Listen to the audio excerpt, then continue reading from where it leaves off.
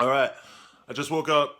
I was up super late last night doing BMX interviews, and now it's bright and early, and I'm shooting my Hypebeast Essentials today. So I gotta go. I thought I had everything, but I gotta go back to the store and I gotta get the mics because I want to have the mics from like to represent the podcast in the essentials. So I gotta fucking run home and do that, or run back to the store and do that.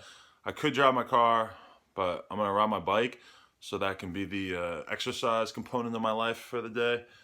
So yeah, that's about 11, 12 miles, and it should take me about an hour. So I'm gonna go do that now.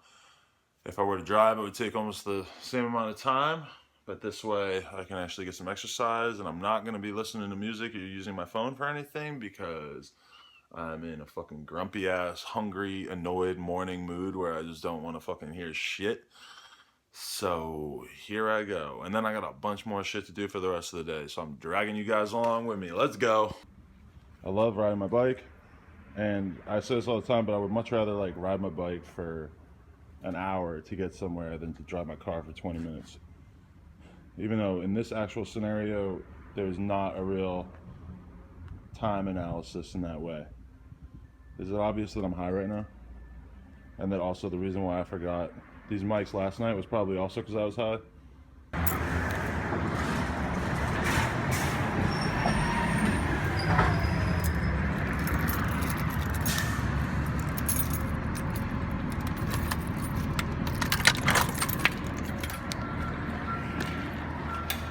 Hello.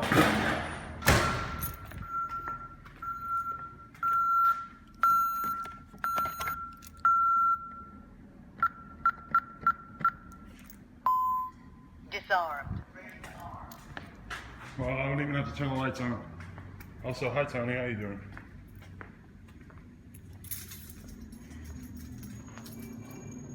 I guess it would be nice for me to turn the lights on for the vlog's sake, but fuck the vlog.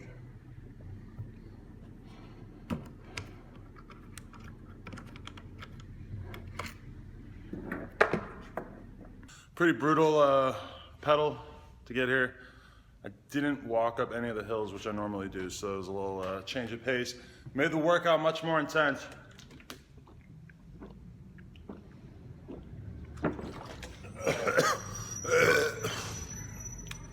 Now I gotta dash back home and do this fucking photo shoot, and then I gotta come like basically all the way back here to get a haircut, so fuck you.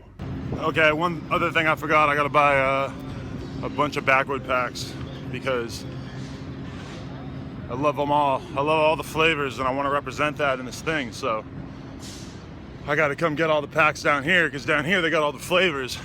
Back by my house, it's much more limited. They only got 2 flavors in most of the 7-Elevens, so you gotta hit this smoke shop over here.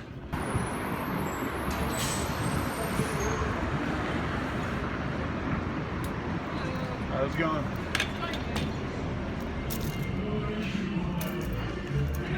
I just have one of each of the backwood pack flavors. No, these ones. Those 5. 5? Okay, one each? Yeah.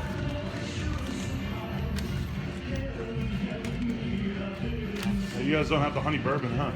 Honey bourbon? Yeah, maybe here. But we have Yeah, those are the singles. Yeah. Yeah, those are 3 packs. I'll just take these 5 and then I'll get the other one at 7-Eleven. Okay, so 1, 2, 3, 5. That'll be $35. $35 for the backwoods, the heavy smoking bill.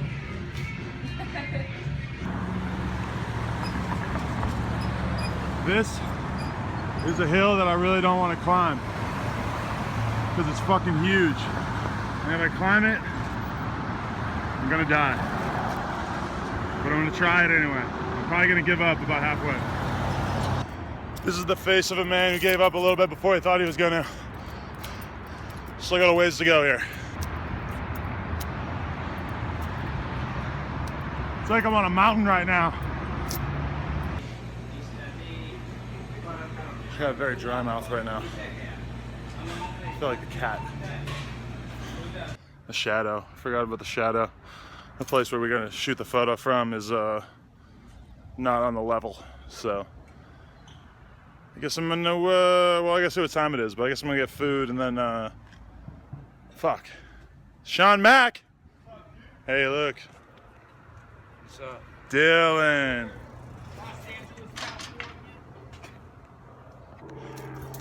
Realization, can't actually shoot the Hypebeast Essentials today because, well, yeah, can't do it anymore because I can't just leave my shit here for Scott to shoot it, which I'm not a big fan of in the first place because who knows what kind of weird creative ideas he might have. But also I gotta bring my fucking computer to the Genius Bar because it's got a little static on the screen right now, so I'm just gonna head straight back downtown, get a little bit of work done at the store, get this haircut, then head to the Genius Bar, then come back here and finally get to shower and chill out a little bit to get to prepare for the interview.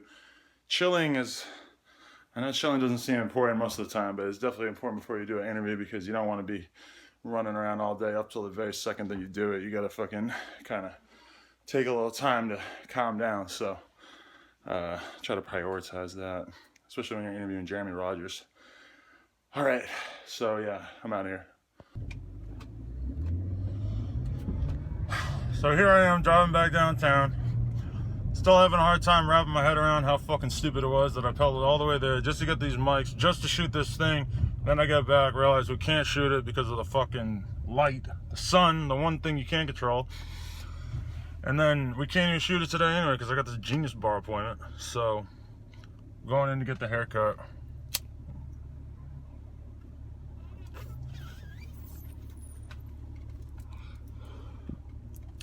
One thing I noticed is that these fucking Moonrock joint things that from 2020, they're making me mad embarrassed because I keep coughing. I like,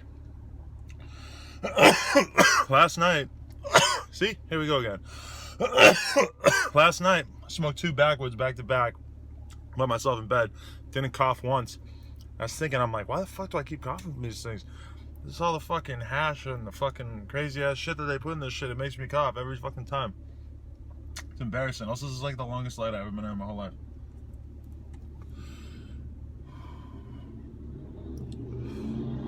It's also occurring to me that maybe I should cancel the Genius Bar appointment because Scott took time out of his day to do this. So actually, at the next light, I'm going to text him about that. Man, can I just say this? I just want to say this, is that I've noticed lately, it's like the era of body shaming and slut shaming is like stupid over right now because I noticed everybody in the whole fucking world getting called out for like, all right, so examples. I seen, maybe it's just the people I'm following too though, so I don't know, but I follow fucking Dan Bilzerian on Twitter, and he fucking posted a picture of like him and somebody, I forget who, and they're looking at a phone and they're laughing, and he's trying to be the fucking funny meme guy, so he writes, when a fat girl sends you a nude or something like that. I might be fucking it up, but oh my god, I've seen so many girls on my timeline just cutting ass on them, just killing them. And like, I seen another one where, McConan is all being like, saying some shit about like, you know, shout out to all the ladies who are, you know, making money with their brains instead of their bodies, and like, you know, blah blah blah, basically like kind of a little bit shitting on girls or strippers or models or whatever the fuck it is. And oh my god, he was just getting massacred by the fucking girl power babes in my timeline. So I don't know, I've noticed that with myself too though, is that like when I was younger, I didn't know if it was me or if it was society in general, that like I used to feel like comfortable making like a joke about like a fat chick or something like that. And then over the past couple years, I've like stopped doing that because I feel like I'm gonna offend somebody that I'm actually friends with, because I have like, you know, a lot of platonic female friends that maybe are, you know, overweight or whatever, and I don't want to be looking like I'm shitting on them or whatever, even though I know that probably all the dudes who follow me would think it was funny. So I mean, I've kind of like stopped doing that on my own accord, but it's been kind of crazy to see like how it feels like there's like a female like uprising taking place on the internet, where like chicks are just so much more quick to fucking attack a dude, like a celebrity who says anything that like borders on like offensive to women in general, which is, I mean, you could look at it as being you know, kind of annoying at times or whatever. But at least in those two examples, I would say that they're totally in the right. So yeah, you know, shout out to all the girls out there keeping a fucking meathead like me in line. You know, I feel like I was self-regulating pretty well already anyway. But shit, what else am I supposed to talk about here? Oh, I was gonna say that like you know, for a minute there earlier today, I was feeling a little stressed out, like, oh man, like what a fucking jam-packed day, blah blah blah. And then I started thinking, like, I really got to keep in mind how fucking lucky I am to be in this position, because I mean, I'm tired, but like, what was I up all night doing? I was interviewing like legendary fucking BMX riders, doing some crazy ass shit. And not to mention hanging out with my friends and just having a good ass time. And then today, fucking, I'm stressed out about shooting this Hypebeast Essentials a little bit, but I mean, at the same time, like, that's an opportunity that I've been kind of gunning for, that kind of thing, for a long ass time, you know what I'm saying? Like, and to finally be being like recognized by publications and shit for actually going out there and like actually doing something with BMX, and then to have like the outside world acknowledging me, that's a fucking crazy thing, you know? Like, Hypebeast is like, in a lot of ways, you know, they're a big fucking influencer. They get to say what's cool about a lot of shit, and so, I mean, shit, it's a pretty good honor. I don't know. It's crazy though, sometimes when I think about it, it's like, everybody, like, growing up, everybody wanted to be something. Right? Everybody wanted to be a BMX rider or a skateboarder or a fucking, you know, everybody, they wanted a clothing line, or they wanted to be an actor or a model or whatever the fuck it was growing up, and it's a graffiti artist, whatever. And then just like over time, everybody just falls to the wayside, and everybody gets a job or a career, and everybody fucking has a family, whatever. And the crazy thing for me sometimes is that it's like, when I look at my life and I'm like, all right, I'm fucking here. I'm finally getting to the point right now that I need to be at. It's like, in a lot of ways, I feel like it's just a product of the fact that I didn't give up and that I just fucking kept going. You know, like it's just sheer years put into the game. Like, I know that like a lot of times now when we look at our society or whatever, we see young ass people making it in like youth culture or whatever. Like in the rap world, obviously there's a huge priority on being young just because it makes you more relatable, whatever. I'm fucking 32. But I mean, like, also I come from the era where, like, you know, Jay-Z barely got popular until he was in his 30s. Fucking, you know, Nicki Minaj didn't pop off till she was 30. Fucking Action Bronson didn't pop off till he was 30. Like, there's a lot of people, you know, you need to like comb and work your talent over the years and build yourself up. Like, I can tell you for sure that the position I'm in right now with No Jumper and all the shit that I'm about to do over the course of the next year that is gonna fucking trip all you out. I would not have been ready for this shit 10 years ago when I was 22. I would have fucked it up. I wouldn't have known how to make these moves. Like, even, like, maybe I would have been able to, even if I had been a little bit, like, more savvy and I had been able to make it happen on a technological level or whatever, I wouldn't have been able to have the people skills to really understand how to move and how to, like, you know, it's all the intangibles, like the little things about how you talk to people and how you fucking work together with people, and what opportunities you take advantage of and what opportunities you leave by the wayside, and how you deal with people. I mean, that's the shit that just comes with time and just sheer years in the game. So it's kind of crazy because in a lot of ways, I know you look at like an older person who's still in the industry, who's still trying to make it, and you kind of want to laugh at them and be like, oh, like they're still trying to make it, blah, blah, blah. But in a lot of ways, like, man, you need that 10 years of fucking hustling and learning and figuring out what the fuck is going on, because it's not a lot of us who could be fucking super successful at 16 or 18. I know we all love to romanticize the fucking, you know, a Ian Connor who's super successful when he's super young, or a Playboy Cardi who's the hottest fucking rapper in the underground right now and he's super young, or whoever. But I mean, for most of us, you need those years in the game. It's just, I mean, hey, make the best of it that you can. But it's like, a lot of the people who look up to me, they're 16, they're 18, they're 21, and they're looking at me like, oh, like, I can't believe everything he's accomplished, blah, blah, blah. At least one element is I had a lot more fucking time in this than you. But I mean, that time is really spent just like learning how to move. Not like, you know, I wasn't like directly like working towards this. I was just conceptualizing my vision and No Jumper in my head, even though I was just running the come up and running OSS. And I was like, you know, but I was plotting like low key, like figuring it out. And even though I feel like in a lot of ways I procrastinated and I could have started No Jumper 2 years ago, even 2 years ago, I would have, you know, I wasn't in the position I'm in now where I really understood, you know, how to do this. So, whatever. Look at me fucking rambling in the car. This is fucking horrible.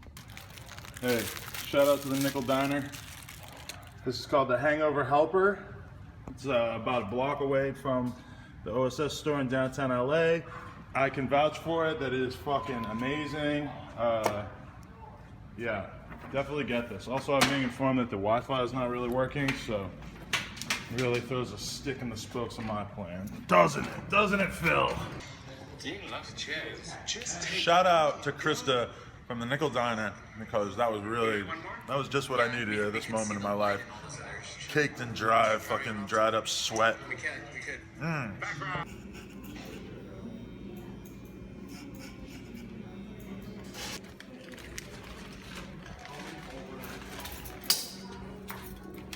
Thank you. See you later, man. Appreciate it, man. If you know anything about LA traffic, you know that I might have a hard time getting all the way to the Grove to do my Genius Bar appointment and then to my house. I might not be able to do this, but I'm gonna try really, really hard. Worst case scenario, might be a little dark and we gotta set up extra flashes, but it should be all right. Later, Phil. All right, driving to the Grove, I wanna give a quick shout out to my brother. Doesn't know that I'm his brother yet because I never met him, but shout out Tax Stone because I'm about to listen to his podcast on this drive to the Genius Bar. So Tax Stone should be very happy to know that he's being represented even by ugly ass white boys who are driving around in Beverly Hills. If you got Twitter, tweet at Tax Stone and say, hey, Tax, you should do Adam 22's podcast when he's in New York. I feel like I'll probably have to rent out the space that he uses to interview him or some shit like that, but I would be hyped to interview Tax Stone because his podcast is one of the illest, if you want to hear just a crazy motherfucker from Brooklyn. The most loose person on earth who has a podcast. The closest to Uncle Murda, basically, is fucking Tax Stone. So you should definitely listen to his podcast if you like my podcast. So the funniest shit, Big Body Bass on this podcast, he's like, I move smart. I never leave the house with an ID. This motherfucker said Vice Uganda. This is the Tax Stone Big Body Bass interview. It's making me laugh my ass off, high as fuck, driving around Beverly Hills. All right, I just got to the Grove.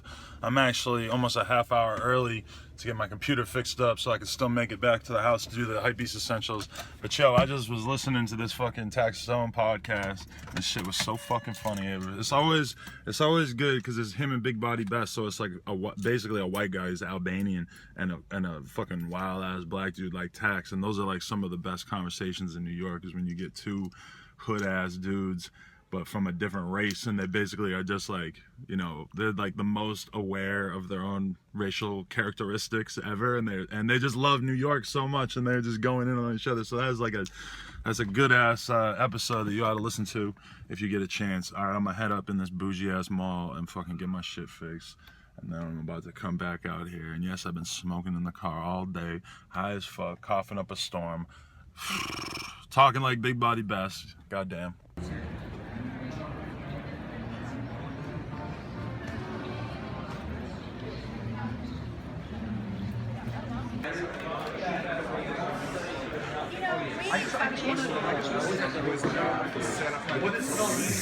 You see me over there? It's good. I see you too. What's good, bro? Got money was popping. You already know in here. Getting these phones working. You feel me?